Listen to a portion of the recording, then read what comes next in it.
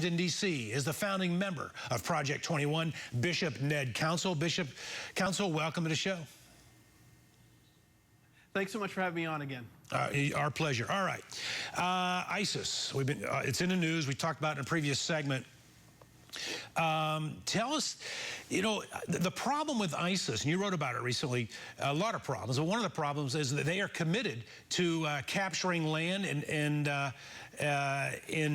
in growing their land base in terms of what they oversee, which is different from previous radical Islamic groups that we've seen rise in the past. Right. You've written on what you believe the U.S. should do in order to fight ISIS. Tell us about what you believe that answer ought to be. Well, yeah, so, you know, if you went back even a year ago and said there's some organization called ISIS and they're going to take over all of northern Iraq and northern Syria, you would have said, what are you talking about? That's insane. Right. But, you know, that's exactly what's happened. And so, you know, ISIS has come out now and they've captured all of these northern territories in Iraq and Syria with great ease. And, you know, they're moving at quite a fast pace. And, you know, they've said they're going to recapture Spain for Islam. They're going to recapture the Holy Land. And, you know what? Unless we do something, well, one, we need to do something, but I believe that they are going to try. And I think everybody should be concerned at this point. And I think no one took them seriously. You know, even myself, I didn't necessarily take them that seriously because these things just keep popping up, these groups. But, you know, they're a group to be reckoned with. There's somebody that we need to take seriously. There's a story that came out not too long ago. Oh, go ahead, sorry. No, go ahead. No, there was a story that came out not too long ago that you know, the U.S. has a policy of not paying ransom to kidnappers. And so Britain has that policy as well. Apparently France doesn't.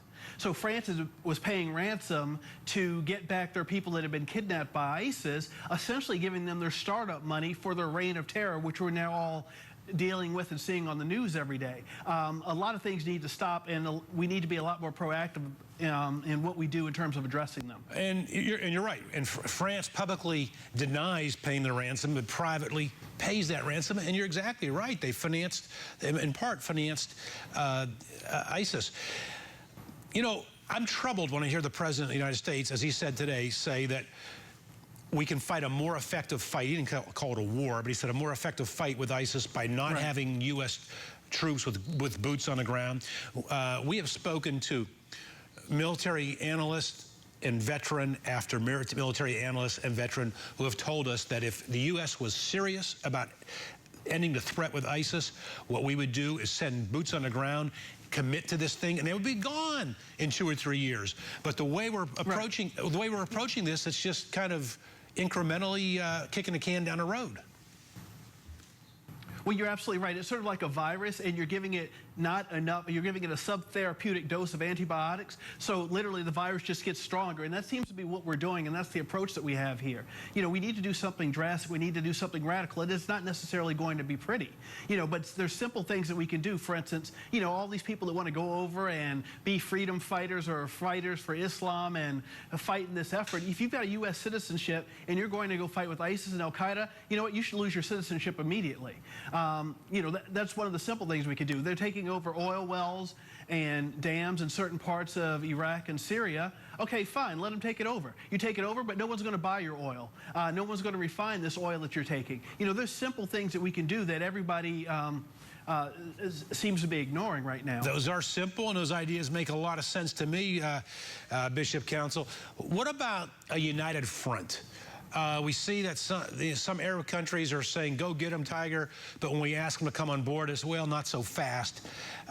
European countries are saying, let's go get them, and their commitment's not as strong as it's just not that strong.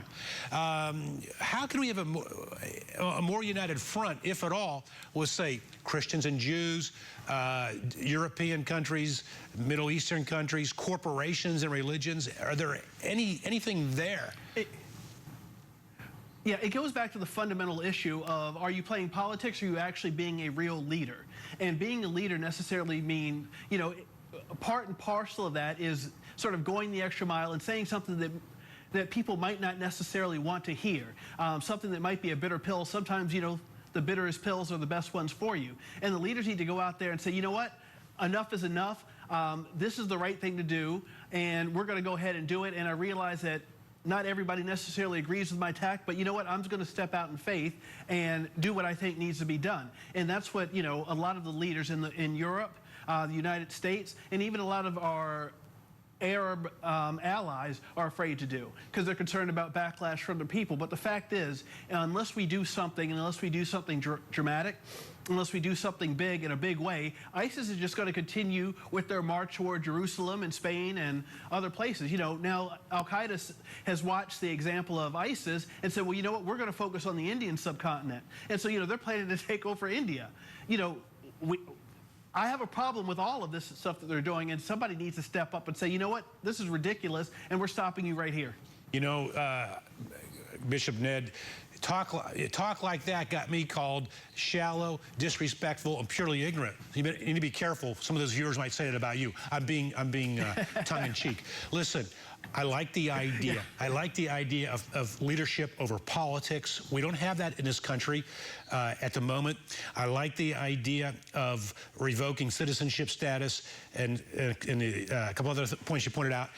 And you're right. We need to take this doggone thing seriously, because they are looking at the Indian subcontinent. They are looking at expanding in the Middle East.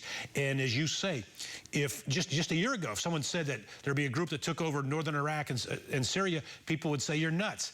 It's happened. They're not the JV basketball team. We need leadership, and we need to fight this thing like a war now. Final question: do you believe, as I do, that we should not focus on our war with ISIS? It should be on the ideology of the ideology of Sharia law. Yeah, our issue, I think, and you know, it's not necessarily politically correct, but you know, their issue isn't with geographic borders. It's with a philosophy. It's with an approach of dealing with people. It's with an approach of how these particular people decide we're going to deal with our enemies. We're going to deal with people that don't believe in the same God that we believe in. And you know, it's not a geographical thing. It's a philosophical. It's a theological thing.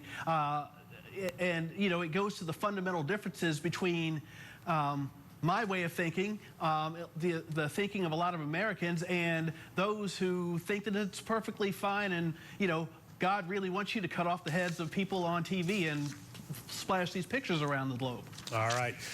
Bishop Nedd Council, we thank you for joining us and giving us some straight, blunt, politically incorrect talk. Up